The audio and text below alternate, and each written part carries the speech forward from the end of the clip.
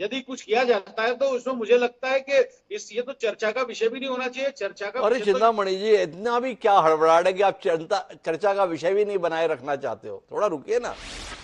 ये आपका आह्वान तो हालात दूसरे बना रहा है। ये आह्वान किस पृष्ठभूमि में निकला? ये आह्वान निकला बांग्लादेश में उपजी हिंसा के मद्देनजर।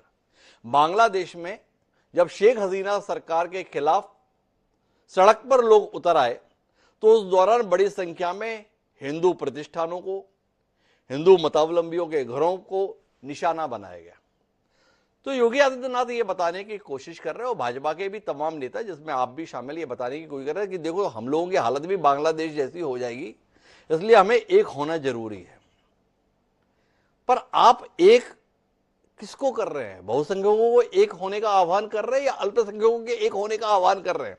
भाई बांग्लादेश में हिंदू अल्पसंख्यक था और वो एक नहीं रहा, इसलिए कट गया, ये आप बताने की कोशिश कर रहे हो। तो आपका आह्वान हिंदुस्तान के संदर्भ में, भारत के संदर्भ में क्या है कि जितने भी मुसलमान हैं वो एकदम एकजुट हो जाएं, मजबूती के साथ रहें। अगर वो बटेंगे पसबंदा मुसलमान में, बोहरा मुसलमान में, शिया में, सुन्नी में, तो कट जाएंगे। एकजुट रहो तो ही बचोगे, अन्यथा निपट जाओगे। आपको नहीं लगता है कि आपका संदेश बड़ा खतरनाक है? आपका संदेश आपकी मुश्किलें बढ़ाने वाला है। आपका संदेश एक चुनाव में वोट तो दिला देगा, पर आपकी जो मंशा है उस पर तो मठा डाल देगा। क्या कहते हो चिंतामणि जी, ये गलती तो नहीं कर गए आप? ऐसा कहना है डॉक्टर साहब, जरा आप इतिहास पर दृष्टि डालिए।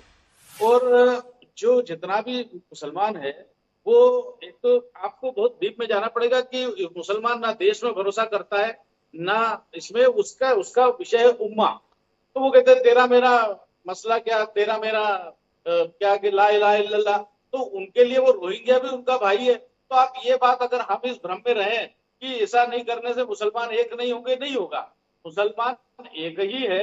और यही कारण है कि ना अच्छा और बुरा दोनों तरह का मुसलमान एक ही मालूम पड़ता है, क्योंकि जिसे बहुत अच्छा समझ करके नौकरी दी जाती है वो ट्रेन के एक्सीडेंट कराने में लग जाता है। बहुत अच्छा करके डॉक्टर कफील जैसे लोग डॉक्टर बनाया, सरकार ने सरकारी कॉलेज में पढ़ा करके डॉक्टर बनाया, उसने हजारों हिंदू बच्चों की हत्या कर दी। तो ये कहना कि इससे अल्पसंख्यक एक हो जाएंगे, अल्पसंख्यक तो एक है ही। और तभी तो उसका परिणाम अभी हिंदू बटा हुआ है। इसी कारण तो 70% हिंदू होने के बाद भी बंगाल में, पश्चिम बंगाल में तो जो पंडित है या जो पुजारी है उनको कोई पैसा नहीं मिल रहा है। लेकिन जो वहां के मस्जिद में, जो मस्जिद में काम नमाज पढ़ाते हैं, उनको 2 लाख मौलवियों को 10,000 रुपये महीना दे रहे हैं। 5 लाख रुपए का लोन केवल अल्पसंख्यकों को दे रहे हैं। प्रधानमंत्री आवास केवल उनको दे रहे हैं। और सारी सुविधाएं, ऐसा लगता है कि केवल क्योंकि वो यूनाइट है और हिंदू समाज बटा हुआ है। जिस दिन हिंदू समाज ये समझ लेगा कि भैया बटना नहीं है, उस दिन बात समझ में आ जाएगी। तो हम ये कोई आइदर आर नहीं है कि आप ऐसा बोलोगे तो वो समझदार हो जाएंगे और वो यूनाइट हो जाएंगे। ये तो यूनाइट है ही। अरे रोहिंग्याओं के लिए वो म्यांमार में किसी ने कुछ किया, म्यांमार में इनकी गड़बड़ियों के कारण और इनके तशद्दुद पसंदी के कारण इनको मार मार के भगाया। तो ये यहाँ मुंबई में शहीद पार्क तोड़ रहे थे, शहीद स्मारक तोड़ रहे थे। तो क्या लेना देना महाराष्ट्र के मुसलमान का वो रोहिंग्या से? तो ये बात करना कि ये एक नहीं होंगे, ऐसा नहीं होगा, वैसा नहीं होगा, मुझे लगता है बेमानी है। और अच्छा एक बात बताओ जो चिंतामणि जी, जितना आप नाराज इस बात पर हो कि म्यांमार, जिसे कई लोग जानते नहीं तो बर्मा में रोहिंग्या मुसलमानों के साथ मारपीट हो रही थी, हत्याएं हो रही थी, तो आप इस बात पर नाराज हो कि उसका प्रदर्शन आप मुंबई में क्यों कर रहे हो?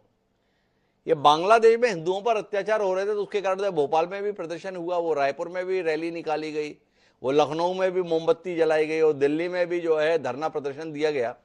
तो इतनी नाराज आप इस बात पर भी हो गया? जो हो रहा है बांग्लादेश में हो रहा है, ये भारत में काय के लिए प्रदर्शन कर रहे हो? क्या कहते हो आप? प्रदर्शन करना और तोड़फोड़ मचाना, लूटपाट मचाना, इन दोनों में अंतर है। आप तो ये तो वह पैलेस्टाइन उग्रवादियों के लिए कर रहे हैं, जो जाकर के हत्याएं कर रहे हैं उनके लिए कर रहे हैं। हम जो यहाँ जो लोग कर रहे हैं वो तो बेचारे पीड़ित लोगों के लिए, कि जिनको मारा जा रहा है, पीटा जा रहा है, दुकानें लूटी जा रही है, इज्जत लूटी जा रही है, असमत लूटी जा रही है, महिलाओं पर अत्याचार हो रहा है। तो एक स्वाभाविक मानवीय दृष्टिकोण से भी और मानवीय उत्तरदायित्व है